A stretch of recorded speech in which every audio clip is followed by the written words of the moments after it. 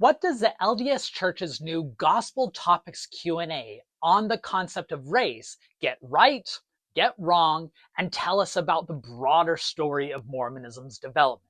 My name is Benjamin Park. I'm a scholar of American religion and author of the book American Zion, A New History of Mormonism. And over the last decade and a half, the LDS Church has been populating its website with a series of gospel topics pages. Now, famously, there were about a dozen gospel topics essays, the very substantial engagements with various controversial topics that got a lot of attention. But they've also been doing smaller pages and concepts and investigations and questions and answers on also topics that supplement church instruction. And just this week, they released 3 new Q&A pages on crucial topics that they announced on very complicated and controversial issues regarding race, women's service and leadership, and science and religion.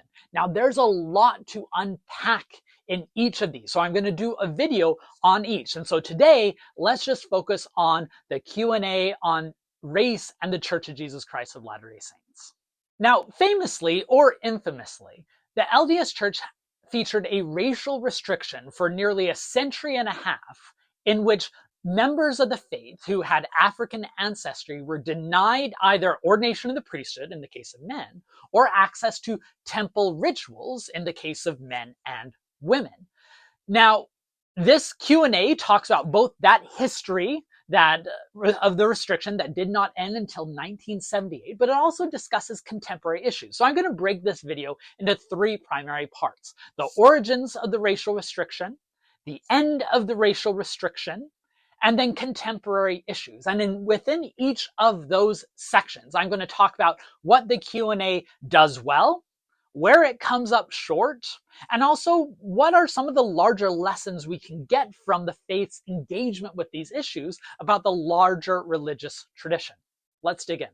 Now, there's a lot about the origins of the racial restriction that this Q&A page gets right, and I'm quite pleased to see. Most notably, it emphasizes that Joseph Smith himself did not institute the racial restriction and in fact oversaw several black men being ordained to the priesthood. Now, this isn't new in church discourse. This has been accepted by faith leaders for a couple of decades now, building on decades of scholarship that at one point was scandalous and led to scholars being disciplined to finally being embraced. But it's always good to see them repudiate this past idea that Joseph Smith originated the racial restriction. Further, the Q&A emphasizes that not only did Brigham Young originate the restriction, but he himself went through a reversal in 1847 saying that it's good that a black man was ordained to the priesthood, to 1852 saying that there were a curse placed on those with African ancestry. There are a few other elements of the Q&A that I thought does very well. It emphasizes that women were impacted by this racial restriction. For a long time, people referred to this as the priesthood ban and only talked about the implications for men. So I really appreciated this Q&A emphasized that women were also denied temple rituals. And second, I appreciated that the Q&A emphasized that Brigham Young was adopting the racist ideas and theologies of his contemporaries. I've done previous videos on Brigham Young being a man of his time. You can go seek those out. But I think it's good to emphasize that this wasn't born out of his claimed revelatory text, but him adopting the racist ideas of the day. Now, there are a few areas that I feel the Q&A came up a bit short. Most notably, I feel it scapegoats Brigham Young by placing everything of the origins of the ban on Young himself, and that he created this racial policy that persisted in a coherent form for over a century after him, where that couldn't be the case. First, there were lots of church leaders teaching racist ideas, including Joseph Smith, where even if he didn't institute the ban himself, he introduced a lot of ideas that were then used to justify the ban, like the Book of Abraham, which doesn't get brought up in this Q&A. And second, it took over 50 years for that racial restriction to take full effect and be systematized. And at each step, there were leaders that could have taken it in different directions. It wasn't until 1908 that Joseph F. Smith, who was president of the church at the time, formalized this racial restriction. And so by scapegoating Brigham Young and placing it all on him, we're overlooking all the church leaders who were complicit in the creation of that system and taught anti-Black racist theologies that became embedded within Mormon doctrine. And further, I was frustrated to see the classic Dallin H. Oaks phrase come up that we shouldn't speculate on the origins of the ban, which on the one hand, yeah, we don't want to see people speculating that, no, it was really Brigham Young receiving revelation. But what that caution actually does is it tries to urge members not to think that church leaders were in error in instituting it, that it was based in their own racist ideas. Because in undercutting the prophetic authority of Brigham Young, Joseph F. Smith, and others, it's believed that that would undercut prophetic leadership and authority in the present, which is a long-standing issue. All right, let's now talk about the end of the racial restriction, which formally came in 1978 after decades of protest and discussion and debate, both within and outside the church. There's a lot that I appreciate in what the Q&A talks about the road that led to the end of the racial restriction. First, it emphasized that there was debate among church leaders and that there were some who tried to institute changes earlier, like when they declared that those of Fijian descent were not part of the cursed lineage. It also emphasizes, and a part that I really appreciated, the agency and activism of Black Latter-day Saints, both in Africa and in Brazil, which were key factors that led to the overturning of the racial restriction. But, and this is a big but, you'll note that the activism or the faithful saints who push for change, it doesn't include the story of African Americans in the United States, nor does it mention the broader societal external impulse to push the church to change.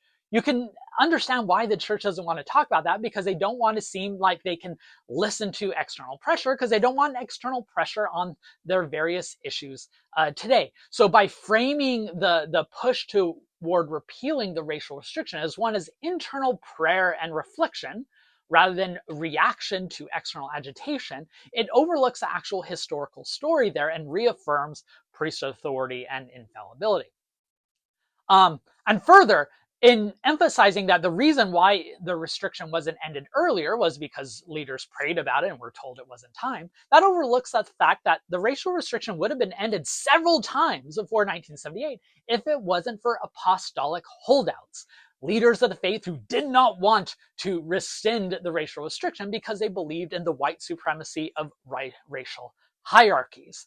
And finally, an unfortunate but persistent issue in the Latter-day Saint tradition that is reflected in this Q&A is it acts as if all forms of institutional racism ended in 1978, when that couldn't be further from the truth in a number of avenues.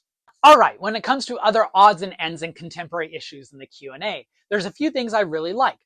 I really appreciate that the Q&A said that the church is going to continue to celebrate the diversity of its past and present by highlighting the Black pioneers, quoting Black members in the church, including in this Q&A. And all of this is a change from what it used to be a white-centric focus of church curriculum and histories of the past to a much more diverse present.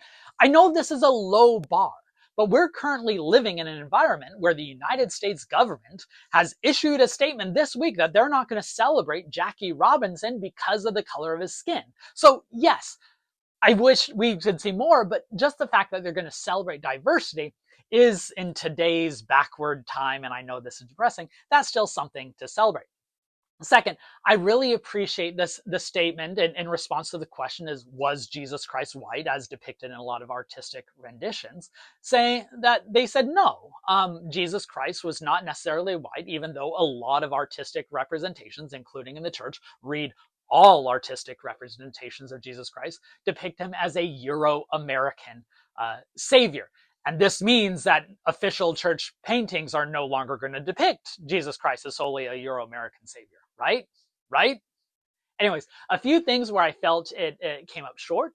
In response to the question of did the LDS church ever segregate its worship services, in saying that in general the church didn't segregate its worship services, it said yeah, there were a few places where in local laws and customs required the church to separate Black and white worshipers, but we only did that because it's following the law.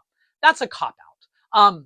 the church didn't follow the law and other elements where they felt it was rooted in divine law. And further, and the more important thing, church members certainly weren't at the forefront of opposing those laws of racial segregation. And that's an unfortunate part of the history that gets glided over here and trying to present the church as, oh, we were victims of just following local policies and practices. And second, it has a section in response to, does the church oppose interracial marriage? And rightly, it says the church does not oppose interracial marriages. But that's a recent development.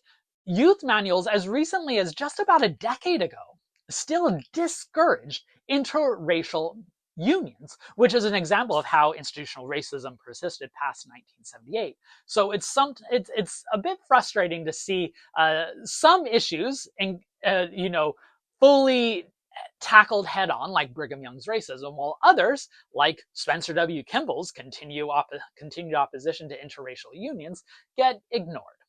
Now, I could do a full video on this very short answer on the Book of Mormon and the skin of blackness placed on the Lamanites. I appreciate that the Q&A is trying to actually engage this issue and raising the question, but it still falls back on the very problematic sentiment where, well, we don't know what the Book of Mormon meant by saying a skin of blackness on the Lamanites. We do know it's racism. Racism in the construction of the Book of Mormon. And because the faith is not willing to engage the fallibility of the text, despite the fact that the Book of Mormon itself says that it has many fallible faults of men, I think it's an unfortunate representation of an unwillingness to engage scriptural problems that maybe I'll do an entire video on, but I'll just touch on it here. All right, so in conclusion, I want to talk about how this fits into the larger trajectory of the LDS Church's engagement with race, because every 5-10 years or so, we have these landmark moments to where we can assess how far the church has come.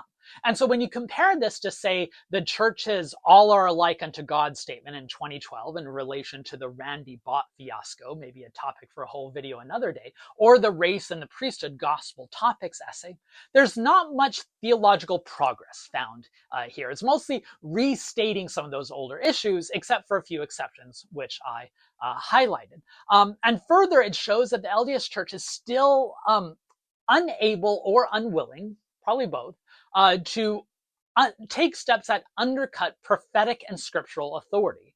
That until they're willing to address the underlying issue, which is prophetic fallibility and scriptural fallibility, these other issues, like dealing with race in the past, are still going to linger. Anyways, that's my general analysis on the Gospel Topics Q&A on the LDS Church and race. If you like it, please feel free to share, and of course hit the like button. You can also please follow this account, because I will be doing other videos on the other two topics: women, leadership and participation, and science and religion. Until then, keep being a nerd.